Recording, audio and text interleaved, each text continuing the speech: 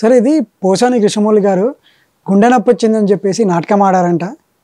అలాగే పోసాని కృష్ణమౌళి గారి గురించి 3-4 పోలీస్ స్టేషన్ వాళ్ళు పీటీ తీసుకున్నారంట. సో దాని గురించి ఏంటి, అది కూడా కాస్త వివరణ ఇవ్వండి. పోసాని కృష్ణమురళి అరెస్ట్ అయినప్పటి నుంచి సినిమా తరహాలోనే ఆయన ప్రవర్తించుకుంటూ వస్తున్నాడు. ఆయన ఏజ్ దృష్ట్యా నేను కూడా ఒకసారి 2-3 సార్లు సానుభూతి చూపించాను. ఆయన ఏజ్ ఎక్కువ ఉంది, ఆ టైంలో అరెస్ట్ చేయకుండా ఉండాల్సింది, ఆ టైంలో భోజనం చేయకుండా తీసుకుపోవడం ఏంటి అనేది నేను ఒక 2-3 సార్లు సానుభూతి చూపించా. ఎందుకంటే యాజ్ ఎ హ్యూమన్ బీయింగ్.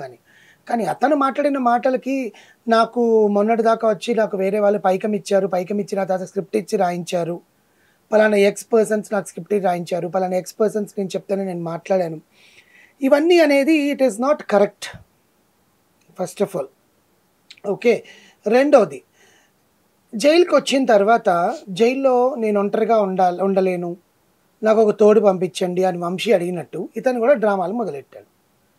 నాకు గుండెలో నొప్పిగా ఉంది అంటే పాపం సెలబ్రిటీ కదా, పెద్ద ఆయన గుండెలో నొప్పి ఉందేమో, 67 ఏళ్ళు అతను, హాస్పిటల్ తీసుకుపోతామని చెప్పి తనని హాస్పిటల్ తీసుకుపోయారు.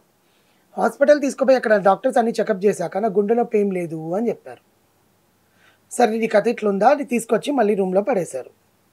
పడేశాక గొంతెమ్మ కోరికలన్నీ అడుగుతున్నాడు. నాకు గుడ్డు కావాలి, నాకు చికెన్ కావాలి, నాకు మటన్ కావాలి డైలీ, నేను ఇంట్లో ఇవే తింటాను. ఇవా అండి మాట్లాడాల్సింది? మనం ఎక్కడున్నాము, ఎంత తొందరగా ఈ ప్రపంచం నుంచి బయటికి వెళ్ళిపోవాలంటే అక్కడ తింటూ కూర్చుంటాడా? ఈజ్ ఎ హెల్తీ, తినకుండా టాబ్లెట్లు వేసుకోవకుండా ఉండలేం కాబట్టి తను హెల్తీగా ఉండాలి కాబట్టి ఎంతవరకైనా అంత తిరిగి టాబ్లెట్లు వేసుకొని పోలీసులు సహకరించి బయటికి రావాలి. ఒకరోజు ఒక గుట్టు బయట చెప్తావు, ఇంకో రోజు ఇంకో గుట్టు బయట చెప్తావు. సరే నువ్వు ఉన్నావు కదా అని చెప్పి గబా గబా గబా గబా పీటీ వారెంట్లు పడ్డాయి. పీటీ వారెంట్ అంటే ఏంటంటే ఇప్పుడు ఆల్రెడీ నువ్వు జైల్లో ఉన్నావు, సబ్ జైల్లో ఉన్నావు కదా, నీకు బయట ఇంకెక్కడైనా కేసులు ఉన్నాయనుకో, నువ్వు జైల్లో ఉన్నావని పోలీసులు తెలుసుకుంటే వాళ్ళు పీటీ వారెంట్ మీద నిన్ను ఇక్కడి నుంచి మళ్ళీ ఇంకో పోలీస్ స్టేషన్ తీసుకుపోయి ఇతని మీద మా స్టేషన్లో కూడా కంప్లైంట్ ఉందని కోర్టులో ప్రొడ్యూస్ చేసి వాడిని మళ్ళీ ఇక్కడికి పంపిస్తారా లేకపోతే వాళ్ళ దగ్గర ఉండే సబ్ జైల్లో పెట్టుకుంటారా అని తర్వాత విషయం. ఇప్పుడు ఆయన ప్రతి ఒక్క కేసుకి బెయిల్ తీసుకొని బయటికి రావాలి. ఇప్పుడు 10 కేసులు ఉంటే 10 కేసులకి బెయిల్ రావాలి, ఎందుకంటే 10 పీటీ వారెంట్లు పడి ఉంటాయి కాబట్టి. సో అలా పీటీ వారెంట్ల కోసం 3 జిల్లాల వాళ్ళు వచ్చారంట. గుంటూరు జిల్లా నుంచి నరసరావుపేట, అనంతపురం జిల్లా, ఇంకో జిల్లా, 3 జిల్లాల వాళ్ళు వచ్చి, సో ఇలా 3 జిల్లాల నుంచి పోలీసులు వచ్చేసి అతను మాకు కావాలి, పోసాని కృష్ణమురళి గారిని మాకు అప్పగించండి, మేము కదా ముందు కేసు పెట్టాము, మా ఎఫ్ఐఆర్ చూడండి, మాకు అప్పగించండి అని చెప్పి పోట్లాడుతున్నారంట.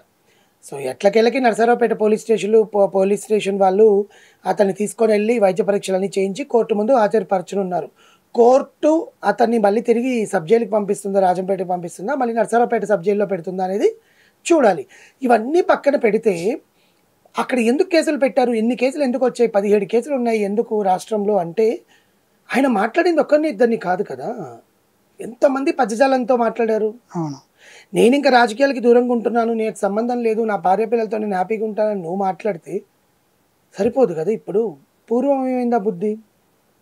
సో దీన్ని బేస్ చేసుకొని పోలీసులు అరెస్ట్ చేయడము, అతన్ని తీసుకుపోవడము, అక్కడికి పెట్టడము జరుగుతుంది.